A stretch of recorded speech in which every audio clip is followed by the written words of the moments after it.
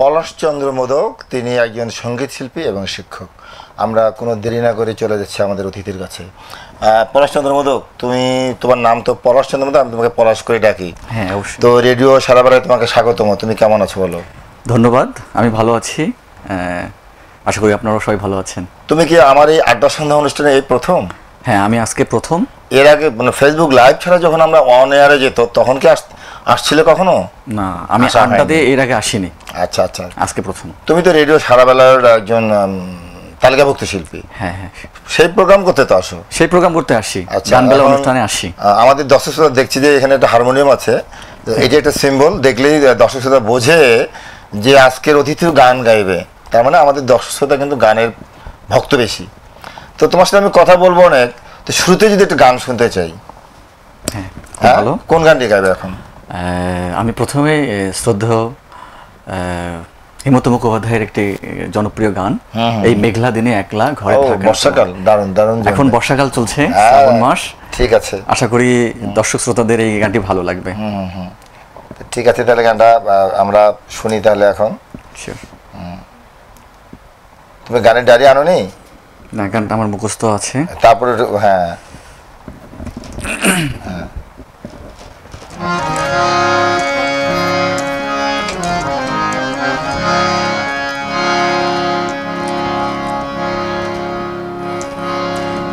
এই মেঘলা দিনে একলা ঘরে থাকে না তো মন, কাছে যাব কবে পাবো ওগো তোমার নিমন্ত্রণ।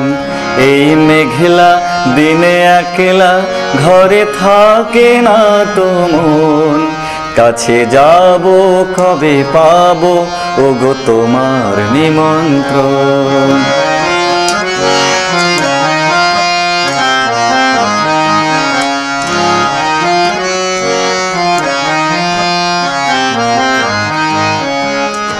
জুথি বনে ওই হাওয়া করে শুধু আসা যাওয়া, জুথি বনে ওই হাওয়া করে শুধু আসা যাওয়া। হায় হায় রে দিন যায় রে ঘরে আধারে ভুবন, কাছে যাব কবে পাবো ওগো তোমার নিমন্ত্রণ।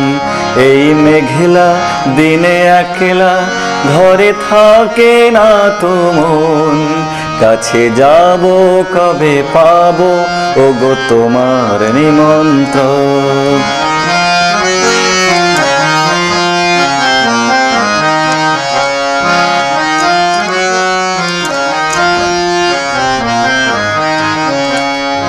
শুধু ঝরে ঝরো ঝরো আজি বাড়ি সারাদিন, আজ যেন মেঘে মেঘে হলো মন যে উদাসীন। শুধু ঝরে ঝরো ঝরো আজি বাড়ি সারাদিন, আজ যেন মেঘে মেঘে হলো মন যে উদাসীন। আজ আমি ক্ষণে ক্ষণে কি যে ভাবি আনে মনে, আজ আমি ক্ষণে ক্ষণে কি যে ভাবি আনে মনে। তুমি আসবে কবু হাসবে কবে হবে সে মিলন, কাছে যাব কবে পাবো ওগো তোমার নিমন্ত্রণ। এই মেঘলা দিনে একলা ঘরে থাকে না তো মন, কাছে যাব কবে পাবো ওগো তোমার নিমন্ত্রণ। কাছে যাব কবে পাবো ওগো তোমার নিমন্ত্রণ, কাছে যাব কবে পাবো ওগো তোমার নিমন্ত্রণ। অসাধারণ পলাশ। আমার তোমার গান শুনতে শুনতে আমার কিছু প্রশ্ন দেখা দিল। সেটি হচ্ছে যে এই যে হেমন্ত, মান্না, শ্যামল, এগুলো তো ধরো যে আমাদেরও যারা আগের জেনারেশন, তোমরা তো এই প্রজন্মের হয়ে এত এই গানগুলির ভক্ত হলে কীভাবে আকৃষ্ট হলে যে আমাদের যে হারানো দিনের গানগুলো বা সিনিয়র শিল্পীরা, আর্টিস্ট? আসলে বিষয় হচ্ছে যে এই গানগুলো মানে যখন সৃষ্টি হয় তখন থেকে এখন পর্যন্ত এই গানগুলো যেন চিরযৌবনা। আচ্ছা আচ্ছা। এবং শ্রদ্ধেয় যে শিল্পীরা গেয়েছেন, এটা হচ্ছে শ্রদ্ধেয় হেমন্ত মুখোপাধ্যায়ের গান। ওনার এই গানগুলোই হচ্ছে মানে সব সময় কালজয়ী গান।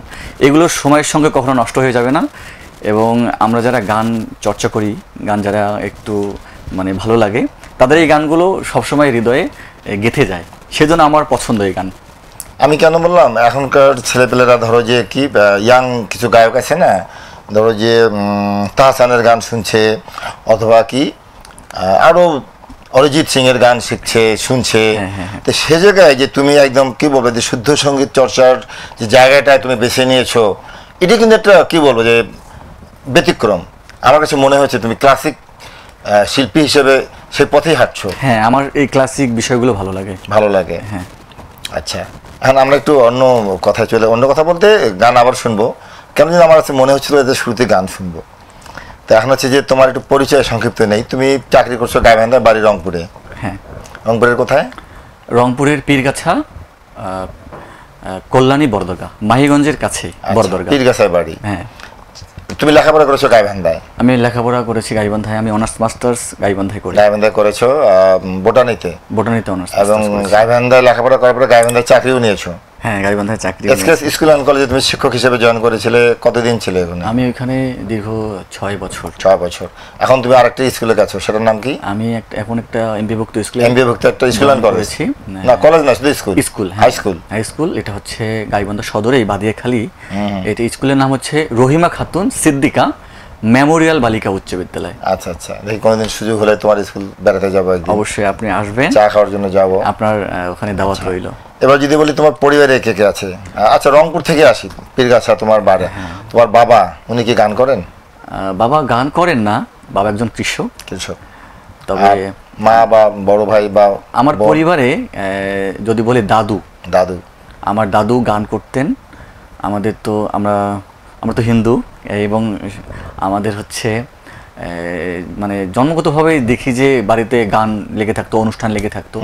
দাদু দেখা যেত কি কোনো একটা অনুষ্ঠানে আমাকে নিয়ে যেতেন। ছোটবেলায় আমি যখন ক্লাস হয়তো 3, 4, 5-এ পড়ি, তখন থেকে আমার গানের চর্চাটা দাদুর হাত ধরেই হয় আর কি।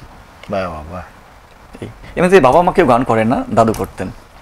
না, তোমাদের তো মানে ধর্মীয় কারণেই অনেক কি বলবো যে ছোট ছোট উৎসবের মতো চর্চাগুলো আছে, সঙ্গীতের অনেক বিষয় থাকে তার মধ্যে। অনেক সময় তোমার কীর্তন, ভজন এগুলো তো গাইতে হয়। সেখান থেকে তোমার পুরো একদম পরিপূর্ণ গায়ক হওয়ার পরিস্থিতিটা তখন থেকেই তৈরি হয়ে আসে। তখন তো শিখতাম, কোনো প্রাতিষ্ঠানিক শেখা ছিল না। সেটাই। তখন থেকে আমি হারমোনিয়াম খোল, শ্রীখোল বলি, তারপর হচ্ছে করতাল, এই জিনিসগুলোর সঙ্গে পরিচয় হই। এবং আস্তে আস্তে আমি রংপুরেও আমার স্যারদের কাছে শিখি। আমি যদি স্যারদের কথা যদি বলি, শ্রদ্ধেয় রতন কুমার সরকার, তারপর হচ্ছে শ্রদ্ধেয় ভগলুচন্দ্র মহন্ত, এরপরে হচ্ছে অনিল স্যার। এই স্যারদের হাত ধরে আমি রংপুরে গান শেখাটা শুরু করি, প্রাতিষ্ঠানিক বিষয়টা। তারপর আমি যখন গাইবান্ধায় আসি পড়াশোনার জন্য, এইখানে আমি আরও ভালোভাবে আমি পদ্ধতিগতভাবে আমি প্রাতিষ্ঠানিকভাবে শিখি শ্রদ্ধেয় স্যার খাদা সুজন এবং জাফরিন আলমের কাছে, গাইবান্ধায় জাহান আলম সঙ্গীত বিদ্যালয়ে। এখানে তোমাদের সঙ্গীত গুরু হচ্ছে জাফু আপা আর খাজা ভাই, দুজন। আচ্ছা, খুবই চমৎকার।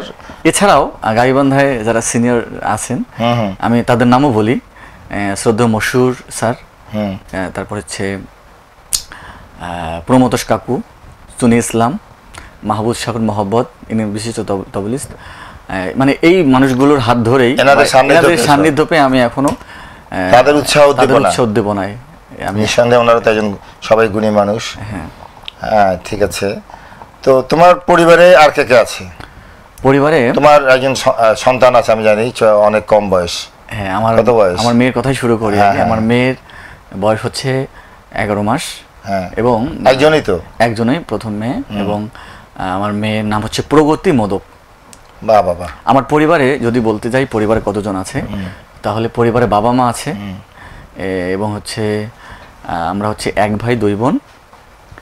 তার মধ্যে আমার বড় মানে আমার ছোট বোন যারা, আমি তো বড়, ওর বিয়ে হয়ে গেছে, এখন পরিবারে আছে, ছোট বোন আছে এবং আমার সহধর্মিণী এবং মেয়ে। আচ্ছা, এই কয়জন আমরা। তুমি তো গাইবান্ধায় বিয়ে করেছো, গাইবান্ধায় বিয়ে তো হয়েছে। তুমি যে কেমন লাগছে গাইবান্ধায় এসে, তুমি লেখাপড়া করলে, গাইবান্ধায় চাকরি নিলে, গাইবান্ধায় বিয়ে করলে, এটা তো আলাদা একটা ফিলিংস না? হ্যাঁ, মানে মানে গাইবান্ধার সাথে তোমাদের আমাদের একটা আত্মীয়তা হয়ে গেল। হ্যাঁ। তুমি আমাদের গাইবান্ধা থেকে পালাতে পারবে না, যে চাকরি শেষ চলে যাবার রংপুরে, আবার তোমাকে আমরা মানে একবারেই পেয়ে গেছি। আমি গাইবান্ধা এসে গাইবান্ধার কি বলবো যে মায়ায় পড়ে গেছি। মায়া পড়ে গেছো কিরকম যে গাইবান্ধায় প্রথম যখন আমি 11 সালে আসি পড়াশোনা করার জন্য, তো তখন আমি প্রথমে থিয়েটারের সঙ্গে সম্পৃক্ত হই। পদক্ষেপ নামে একটা থিয়েটার আছে গাইবান্ধায়? হ্যাঁ, নাট্য সংগঠন। পদক্ষেপে আমি মঞ্চ নাটক করি। আগে থেকে ছোটবেলা থেকে আমার থিয়েটারের সঙ্গে চলাফেরা ছিল, কাজ করতাম। কিন্তু সেইটা আমি এইখানে এসে তখন কাজ করা শুরু করি এবং তারপর আস্তে আস্তে আস্তে গাইবান্ধায় পড়াশোনা, আস্তে আস্তে গাইবান্ধায় চাকরি, আস্তে আস্তে গাইবান্ধায় বিয়ে শাদী। এখন আমি গাইবান্ধায় থেকে যাচ্ছি আর কি, বলতে গেলে এরকম। আচ্ছা, তোমার মিসেসের নাম তো শোনা হলো না? আমার মিসেসের নাম হচ্ছে প্রজ্ঞা রানী মণ্ডল। আচ্ছা, এক মিনিট, তোমার মিসেসের বোন আছে? আমার মিসেসের বোন আছে। সে কি গান করে? সে গান করে। মোহনায় গান গেয়েছে? হ্যাঁ, মোহনায় গান গেয়েছে। প্রণতি মণ্ডল। ও মাই গড, তুমি এটা আমাকে বলবো না? আজকে রেডিওতে এসে কথা বলতে বলতে এসে আমি আবিষ্কার করলাম তোমাকে। প্রণতি মণ্ডল হচ্ছেন আমার, ও তো আমাদের মোহনায় গান গেছে তো। হ্যাঁ, গান গেছে না আমাদের? মোহনায় গান গেয়েছে এবং রেডিও সারা বেলার একজন তালিকাভুক্ত শিল্পী। তো সঙ্গীত পরিবার তো তোমার সব দিক দিয়ে। হ্যাঁ, হ্যাঁ। তোমার দাদু যেমন গান করতো, তোমার শ্বশুরবাড়ির দিকেও তোমার সঙ্গীত শিল্পীর অভাব নেই, এদিকে তো গান আছে। এবং আমার শাশুড়ি মা চপলা রানী, হ্যাঁ, উনি একজন হচ্ছে প্রাইমারি স্কুল টিচার। আচ্ছা, উনি খুব গান পছন্দ করেন। আচ্ছা, উনি খুব গান পছন্দ করেন, মানে পরিবারে আমার বাড়িতেও সবাই গান পছন্দ করেন এবং আমার শ্বশুর বাড়িতেও সবাই গান পছন্দ করেন, গানের চর্চাটা আছে। খুব দারুণ, একদম সঙ্গীত পরিবারের। আচ্ছা, আরেকটা গান শুনবো, কথা হবে আরো তোমার সাথে, যদি আরেকটা গান হয়তো ভালোই হয়। আমি এবারে একটি গান গাচ্ছি, সবার পছন্দ হবে আশা করি। এটি একটি ছায়াছবির গান, প্রাণের চেয়ে প্রিয়। এদিকে আমার গান? হ্যাঁ, আপনার গান। এই গানটি শ্রদ্ধেয় খালিদ হাসান মিলু গান গেয়েছেন এবং কনক চাপা, এবং সুর করেছেন এবং কথা সাজিয়েছেন শ্রদ্ধেয় আহমেদ ইমতিয়াজ বুলবুল। ও, গুণী মানুষ। এই গানটি আমি গাওয়ার চেষ্টা করছি।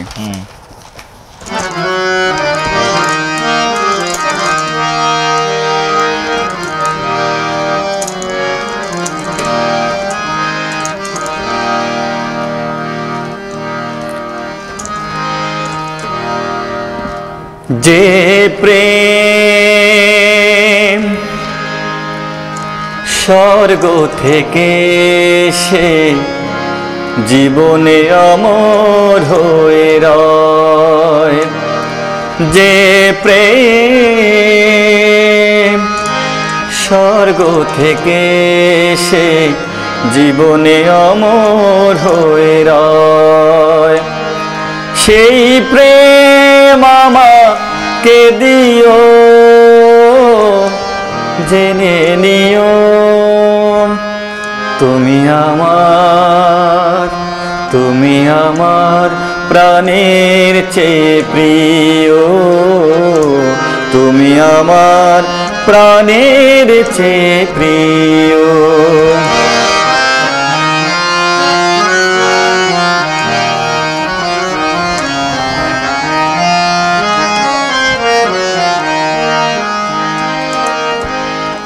তুমি আর আমি আর কেউ নয়, এমন একটা যদি পৃথিবী হয়, মিলনের সুখে ভরে যায় বুক, যেখানে আছে শুধু সুখ আর সুখ, সেই সুখ আমাকে দিও, জেনে নিও তুমি আমার প্রাণের চেয়ে প্রিয়, তুমি আমার প্রাণের চেয়ে প্রিয়।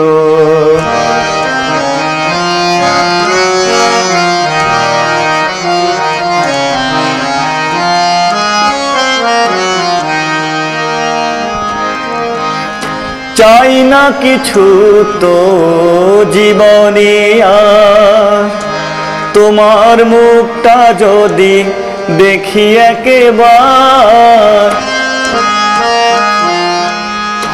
এ জীবন করেছো কত যে মধুর, হৃদয়ের কত গান কত যে সুর, সেই সুর আমাকে দিও, জেনে নিও তুমি আমার প্রাণের চেয়ে প্রিয়, তুমি আমার প্রাণের চেয়ে প্রিয়। যে প্রেম স্বর্গ থেকে সে জীবনে অমর হয়ে রয়, যে প্রেম স্বর্গ থেকে সে জীবনে অমর হয়ে রয়, সেই প্রেম আমাকে দিও, জেনে নিও তুমি আমার প্রাণের চেয়ে প্রিয়, তুমি আমার প্রাণের চেয়ে প্রিয়, তুমি আমার প্রাণের চেয়ে প্রিয়। খুব সুন্দর। তুমি যখন গান গাচ্ছিলে আমি কি বলবো আমি তো অন্য জগতে চলে গেছিলাম। এই যে শিল্পী যে দরদ দিয়ে গান গেয়েছে খালিদ হাসান মিলু আর কনক চাপা, এবং এটা কিন্তু একটা অনবদ্য সৃষ্টি গানটি, হ্যাঁ হ্যাঁ নিঃসন্দেহে না একদম। এবং দেখো গানের মধ্যে যে আবেগ, সুর, কথা সবকিছু মিলে একটা আলাদা কিন্তু কি বলবো যে নতুনত্বের একটা সৃষ্টি হয়েছে। খুব মায়াবী গান, আর কি বলবো খুব সুরেলা গান, আবেগপ্রবণ গান, এবং খুব ভালো গেয়েছেন তারাই। হ্যাঁ খুবই ভালো গেয়েছেন আসলে। তো তুমি আসলে গান শুনে শিখেছো তো অনেকের কাছে, তোমার পরিবারও সঙ্গীত পরিবার, তোমার ছাত্র আছে, তুমি গান শেখাচ্ছ আমি জানি, হ্যাঁ আছে না? আছে। এরকম কতটা জায়গায় তুমি গান শেখাচ্ছ? বেশ কিছু জায়গায় শেখাচ্ছি, তবে এখন 6 জায়গায় শেখাচ্ছি আর কি বাহ। গান। শোনো, তুমি তো জানো যে আমাদের বাংলাদেশে শিল্পীদের কি বলবো যে সম্মানই কম, সরি, এটা হচ্ছে আমাদের চলে আসছে, যেমন সাংবাদিকদের সম্মানই কম, হ্যাঁ। শিল্পীদের সম্মানই কম, তারপরেও এই শিল্পীদের মূল্যায়ন কিন্তু আলাদা, শিল্পীদের মর্যাদা আলাদা। আমি বলবো যে তুমি শিল্পী তৈরি করে যাচ্ছ, সম্মানীটা বড় কথা না, তুমি কিন্তু প্রতিদিন শিল্পীদেরকে কি করছো, তৈরি করছো, তাদেরকে তালিম দিচ্ছ। তুমি যেমন তালিম নিয়েছো, তুমি এখন তালিম দিয়ে যাচ্ছ। আর তুমি গান আসলে চর্চা করো কখন? গান চর্চাটা সকালে, গলার আওয়াজ করো কখন? সকালে? সকালে চেষ্টা করি, কিন্তু সকালে এখন মেয়েকে একটু মানে দেখতে হয়, সেই জন্য আমি দেখা গেলো যে স্কুল শেষ করে, টিউশন শেষ করে রাত্রে এসে করি। তবে সত্যি কথা বলতে কি, তোমার গান আমি আগে শুনেছি, তুমি তো মোহনায় গান করেছো, এখন কেন জানি তোমার গলাটা আমার বেশি। আমি মোহনায় কিন্তু গান করিনি এখন পর্যন্ত। তুমি মোহনায় গান করো নাই? না না, আমি তুমি মোহনা করো? আচ্ছা, মোহনা করি, আমাদের মোহনার সাথে মোহনা করি, আমাদের মোহনায় কোনো গান গাওয়া হয়নি। আচ্ছা, আমার কাছে মনে হচ্ছে যে তোমার কণ্ঠটা আগে চেয়ে আরো সাদা গলা আর কি, আরো সেধেছো। হ্যাঁ, আর কি বলে সঙ্গীত ভাষাটাকে কি বলে? মানে চর্চা করা, চর্চা করা গলা, কণ্ঠ চর্চা করা, এবং বেশ ফ্রি বা ভালো লাগলো আমার কাছে এটা। তুমি যে গান করো তার তোমার অর্জন কোথায়? ধরো যে স্মৃতিগুলো আছে না, যে আমি প্রথম হয়েছি, চ্যাম্পিয়ন হয়েছি, ঢাকায় গেছি, এখানে এরকম স্মৃতি আছে। আমি একটু বলো শুনি। আমি বিশেষ করে কলেজ লাইফে বিষয়গুলো হয়েছে যখন অনার্স মাস্টার্স করি, তখন হচ্ছে জাতীয় বিশ্ববিদ্যালয়ের আন্ডারে সারা বাংলাদেশে আমি জাতীয় পর্যায়ে আমি কম্পিটিশন করেছি। ঢাকা সঙ্গীত কলেজে, আগারগাঁয়ে সরকারি সঙ্গীত কলেজে। সুন্দর। আমি ওখানে জাতীয় পর্যায়ে কম্পিটিশন করেছি, কিন্তু ওইখানে আমি মানে কিছু রেজাল্ট আনতে পারিনি আর কি, রংপুর বিভাগের জন্য। এই হচ্ছে বিষয়। তুমি সঙ্গীতের পাশাপাশি তুমি নাটকের সাথে যুক্ত ছিল অনেক আগে। হ্যাঁ, এটা কথা বললে থিয়েটারে। আমি ছোটবেলা থেকে যখন ক্লাস 6-7-এ তখন থেকে আমি মঞ্চে কাজ করি, মঞ্চ নাটক। আমার সংগঠনের নাম হচ্ছে সারথি একাডেমি। এটা হচ্ছে রংপুর সাতমাথায় সারথি একাডেমি। সারথি একাডেমি। এই প্রতিষ্ঠানে আমি ছোটবেলা থেকে থিয়েটার করি এবং আমার প্রথম নাটক যেটা আমি ঢাকায় মঞ্চস্থ করতে যাই, নাটকের নাম ছিল থু। বাহ, থু। থু মানে আমাদের যে ওয়াক থু, সেই থু। হ্যাঁ, ওয়াক থু। হ্যাঁ, ওয়াক থু। এবং মানে নাটকের বিষয়বস্তু যেটা ছিল, মানে তাদের তো বুঝতে পারছে যে নাটকের নাম থু। হ্যাঁ, বুঝতে পেরেছি। হ্যাঁ, সমাজে যে গোড়ামি, এই বিষয়গুলো, এই বিষয়গুলোর উপরে এটা তুমি পারফর্ম করেছো? পারফর্ম করেছি ঢাকার ওসমান স্মৃতি মিলনায়তনে। আচ্ছা, তুমি নাটক লিখেছো এর মধ্যে কখনো? নাটক লিখিনি, কিন্তু আমি যখন এসকেসি স্কুল অ্যান্ড কলেজে ছিলাম তখন নাটকের নির্দেশনা দিয়েছিলাম। নির্দেশনা দিয়েছো? এবং আমি এর আগে যখন ছিলাম একটা প্রতিষ্ঠানে, সেই প্রতিষ্ঠানে নাটকের নির্দেশনা দিয়ে শিশু একাডেমি গাইবান্ধায়, যে এখানে বিভিন্ন প্রতিষ্ঠান যুক্ত হয়, সেখানে আমি ফার্স্ট হয়েছিলাম বাচ্চাদেরকে নিয়ে আমার নির্দেশনায়। আচ্ছা, তুমি তো বেতারে গান করো? বেতারে গান করি রংপুর, বাংলাদেশের ভিতরে রংপুরে। রংপুর টিভিতে আছো নাকি? না, টেলিভিশনে নেই। টেলিভিশনে। বাংলাদেশের ভিতরে রংপুরে কবে লিস্টেড হয়েছো? আমি হয়েছি 2017 সালে। 17 সালে। কমানের? হ্যাঁ। কোন গ্রেডের? আমি এখন অবস্থান করছি খ গ্রেডে। খ গ্রেডে আছে। আচ্ছা আচ্ছা। এবং ছোট মানুষ তোমার আস্তে আস্তে হাতে দেবে, একবারে দেয়নি নাকি? তোমার গলা যত সুন্দর, আমার তো মনে হয় তোমাকে ক গ্রেডের নিচে কিভাবে রেখেছে তারা, এটা আমারই তো প্রশ্ন। বিষয় হচ্ছে যে হলো, প্রথমে যে কোনো শিল্পী যখন রেডিওতে টেকেন, তারা হচ্ছে গ গ্রেডে বা সি গ্রেডে তারা শিল্পী হন। এরপর আস্তে আস্তে পরীক্ষা হয়, রেডিও অডিশন। আমি প্রথম একটা পরীক্ষা পেয়েছি এতদিনে। আচ্ছা। এই পরীক্ষা দিয়ে আমি উত্তীর্ণ হয়েছি খ গ্রুপে। তো রেডিও সারাবেলার তালিকাভুক্ত হয়েছে কবে?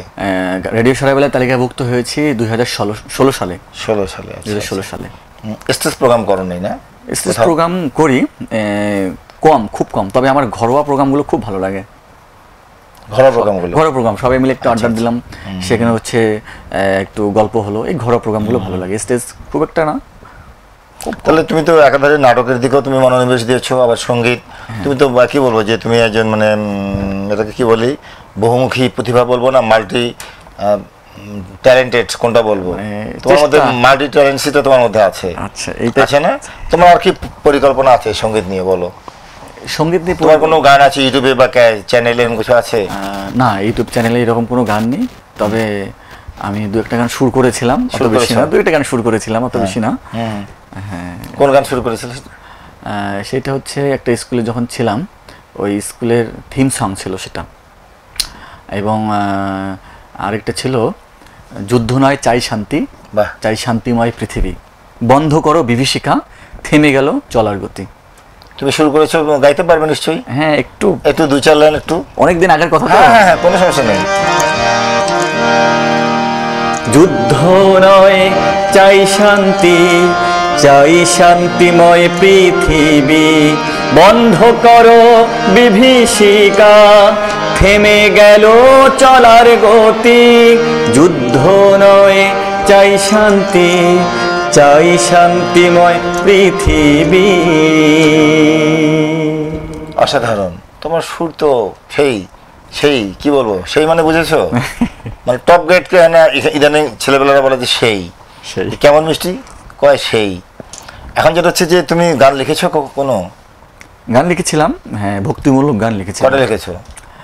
তাহলে তুমি কিন্তু সুরকার, গীতিকার, মাকে নিয়ে গান লিখেছিলাম। হ্যাঁ, মাকে নিয়ে, এবং আমার সৃষ্টিকর্তাকেও নিয়ে এরকম ভজন কীর্তন লিখেছিলাম আর কি। এগুলো শুরু করেছিলাম সেগুলো। আচ্ছা, এই যে যন্ত্রসঙ্গীতের কি কি বাজাতে পারো? যন্ত্রসঙ্গীতে হারমোনিয়াম আর শ্রীখোল। শ্রীখোল? হ্যাঁ। সেটা কি? শ্রীখোল হচ্ছে খোল আমরা যেটাকে বলি। হ্যাঁ, খোল। ওইটার নাম হচ্ছে শ্রীখোল। আমরা কিন্তু খোল বলে জানি, কিন্তু ওর নাম শ্রী দেওয়া। আচ্ছা, আমাকে একটু কথা বলো তো পলাশ, এই যে রবীন্দ্রসঙ্গীতে দেখা যায় নর্মালি তো আমরা তবলা দেখি, কিন্তু ওই যে বড় যেটা, ওটা কি পাখওয়াজ বলবে নাকি এই যে ঢোল বলে এটাকে? আচ্ছা, ওটাকে কি বলে রবীন্দ্রসঙ্গীতে বাজে দেখবা? রবীন্দ্রসঙ্গীতে পাখওয়াজও বাজে, হ্যাঁ, শ্রীখোলও বাজে। আপনি যেটার কথা বলছেন, কাঠের তৈরি, বড় বড় কিন্তু, হ্যাঁ, এবং এটার তবলা হচ্ছে আলাদা, ওটা হচ্ছে দ্রুত তালের সঙ্গে বাজে মনে হয়। হ্যাঁ, হচ্ছে মৃদঙ্গ বাজে, মৃদঙ্গ বাজে, পাখওয়াজ বাজে। এই জিনিসগুলো, মৃদঙ্গ, পাখওয়াজ, এই জিনিসগুলো একই রকম। তুমি কোন যন্ত্রে রপ্ত করেছো নিজেকে? আমি হারমোনিয়াম, শ্রীখোল, তবলা বাজাতে পারো? হ্যাঁ, আমি প্রাতিষ্ঠানিক আমার সেভাবে জানা নেই, তবে আমি যে কোনো গানে একটু সঙ্গত করতে পারি। তারপর করতাল। করতালটা কি বলো? করতালটা হচ্ছে ওইটাকে মন্দিরা বলে। মন্দিরা। করতাল একটা চিনেছি। বড় হয়, মন্দিরটা ছোট হয়। এই জিনিসগুলো বাজাতে পারি। এই তো অনেকগুলিতে পারো। আর কোনো শখ আছে যে সেতার, বেহালা? তবে হ্যাঁ, এই চেষ্টা ছিল এগুলো করার। গিটারটাও একটা শেখার বিষয় ছিল, কিন্তু আমি পরে আর ওইদিকে সময় করতে পারিনি। তুমি তো ক্লাসিক্যাল মিউজিকের দিকে তোমার নজরটা বেশি। ধরো যে ইদানিং অনেক ছেলেপেলে আছে যে ঢাকা যাচ্ছে, বাসে ঘাড়ে গিটার ঝুলে নিয়ে যাচ্ছে, আবার বসে কোথাও একটা রেস্ট নিচ্ছে, 4-5 জন বন্ধু গাছতলায় বসে গিটার নিয়ে শুরু করলো। এটা কেমন লাগে তোমার কাছে? আসলে এটা এক একজন এক এক রকম, এক একজন মানে নিয়ে নেয় বিষয়টা। তবে আমি ওই বিষয়ে ইন্টারেস্ট না। মানে গিটার শেখার ইচ্ছা ছিল, হ্যাঁ, যেটা হচ্ছে যেটা এমনিতেই কর্ড করে গান করার ব্যাপারটা, তবে সেটা আমার সময় করতে পারিনি আমি এখন পর্যন্ত। আচ্ছা, তুমি তো রংপুরের ছেলে, তারপরেও বা পীরগাছা, রংপুর শহরের না হলে একটা উপজেলার। হ্যাঁ, উপজেলা। গাইবান্ধার কালচারাল অঙ্গন তোমার কাছে কেমন লাগে? আমি এখন তো মানে মানে এই বয়সে আমি রংপুরের থেকে গাইবান্ধায় অবস্থান করছি বেশি এবং বেশি সময় ধরে। তবে রংপুরে আমি যে কালচারাল বিষয়গুলোর সঙ্গে সম্পৃক্ত অত ছিলাম না, শুধু নাটক ছাড়া। এখন গাইবান্ধায় আমি এসে যেটা দেখছি যে এইখানে সব বিষয় আছে, সাংস্কৃতিক অঙ্গনে গান, তারপর হচ্ছে নাটক, কবিতা, নৃত্য, সবই আছে গাইবান্ধায়। এবং ছোট জেলা হিসেবে অনেক কালচারাল বিষয় থেকে অনেক ডেভেলপ মনে করো তুমি? ডেভেলপ রংপুরে তো আছে। রংপুরে যে আমি একটা কথা সবাইকে বলি, সেটা হচ্ছে যে রংপুরে ধরো যে বেতার, বাংলাদেশ বেতার থাকাতে ওখানে সেতারের বাঁশি পাবা, ওস্তাদ পাবা, হ্যাঁ, সব রকম আছে, বেহালার ওস্তাদ পাবা, বাঁশি। আমাদের গাইবান্ধায় তো আসলে এই ধরনের ওই সুযোগগুলো না থাকাতে অনেকে আছে ধর্ম করে আমি এই বয়সে বেহালা শিখবো, আমি বেহালা শিখবো, অথবা আমি বাঁশি শিখবো, কিন্তু ওস্তাদ নাই। তাহলে অনেকে বলে কি আপনি রংপুরে যাবেন, তা আমি তো রংপুরে যেতে সম্ভব নয় রে বাবা। তোমার এটা মতামত কি, গাইবান্ধা কি থাকলে ভালো হয় না? অবশ্যই। আমি তো যেটা ভাবি যে গাইবান্ধায় আমাদের একজন ভালো বংশীবাদক বা এরকম ওস্তাদ একজন মানুষ থাকলে খুব ভালো হতো। কেননা গাইবান্ধায় বাঁশির চর্চাটা আমি খুব কম দেখি, তাই না? বাঁশির চর্চা, তারপরে সেতার কম, তারপরে বেহালাও কম। কই নাই তো দেখি, মানে নাই আর কি। কই তুমি আমাকে দেখাও তো গাইবান্ধায়, তুমি তো অনেকদিন হয়ে গেল তোমার গাইবান্ধায়। চাকরি জীবন বলো, ছাত্র জীবন বলো, আর সঙ্গীত জীবন বলো, অনেকদিনই তো হয়ে গেল। তারপরে ইশরাজ, হ্যাঁ, এই জিনিসগুলো ওস্তাদ গাইবান্ধায় নেই, রংপুরে আছে। তো এখন গাইবান্ধায় কি মানে কাদের কাছে তুমি অনুরোধ করবা যে না এগুলো অ্যাভেলেবল হয় ভবিষ্যতে? আচ্ছা, এটা তুমি একজন সঙ্গীত শিল্পী হিসেবে তোমার অনুরোধটা কাদের কাছে থাকবে? অনুরোধ এখন আমি প্রথমে, এটা তো সবাই এটা বহন করা মুশকিল, তবে প্রশাসনের নিকট আমি অবশ্যই, যেমন গাইবান্ধা জেলায় জেলা শিল্পকলা একাডেমি আছে, যদি জেলা প্রশাসক মহোদয় মনে করেন যে অথবা সেন্ট্রাল মানে ঢাকা শিল্পকলা থেকে যদি এটা বাৎসরিক বাজেটে যদি গাইবান্ধা জেলা শিল্পকলা একাডেমিতে এরকম মাপের ওস্তাদ দেয়া যায়, তাহলে এইখানকার যাদের ইচ্ছা শেখার, বাচ্চা কাচ্চা বলেন বা বড়রা বলেন, তারা এই জিনিসগুলো শিখতে পারবেন। বেহালা হোক, তারপর হচ্ছে গিটার, বা হচ্ছে ইশরাজ, বা ইশরাজটা কি? ইশরাজও একটা তাল দেখেছি এটা কখনো? হ্যাঁ, আপনি দেখেছেন, কিন্তু আমি নাম বলতে পারছি না, তো হ্যাঁ আপনি দেখেছেন, ইশরাজও দেখেছেন। আচ্ছা, যাই হোক, তোমার সাথে কথা অনেক বললাম। মোহনা তো তুমি কবে থেকে আছো মোহনায় একজন সংগঠক হিসেবে? একজন সংগঠক হিসেবে বেশ কয় বছর হবে? 6-7 বছর হবে। 6-7 বছর হবে। দারুণ। তো গাইবান্ধার মোহনা বাংলাদেশের মধ্যে একমাত্র নিয়মিত মাসিক সাংস্কৃতিক অনুষ্ঠান। এই বিষয়ে তোমার অনুভূতি কি, কেমন লাগে? এই বিষয়ে অনুভূতি যে প্রথমে বলবো, মোহনা সদস্য হতে পেরে নিজেকে ভালো লাগে, গর্বিত। আর বাংলাদেশে সম্ভবত এরকম কোনো প্রতিষ্ঠান নেই এবং সংগঠন নেই যেখানে যে দর্শনীর বিনিময়ে, টিকিটের বিনিময়ে কেউ হচ্ছে গান শুনবে। সেটা মোহনায় একমাত্র গাইবান্ধাতেই। এবং এখানে যে গানের চর্চাগুলো হয়, সব হচ্ছে শুদ্ধ ধারার সঙ্গীত চর্চা হয়, এবং যারা গানকে চর্চা করেন, গানকে যারা বোঝেন, লালন করেন, সেই মাপের দর্শক এখানে নিয়মিত আসেন। এবার তো মোহনা হচ্ছে আগামী 10 তারিখ, কোনো কারণে হলের শিডিউল পাওয়া যায়নি। এই অনুষ্ঠানের মধ্য দিয়ে আমি সকল দর্শক শ্রোতাদের, মোহনার সদস্য আমি, সেই জন্যই আমি সকলকে আমন্ত্রণ জানাচ্ছি আগামী 10 তারিখে মোহনা দেখার সবার আমন্ত্রণ রইল।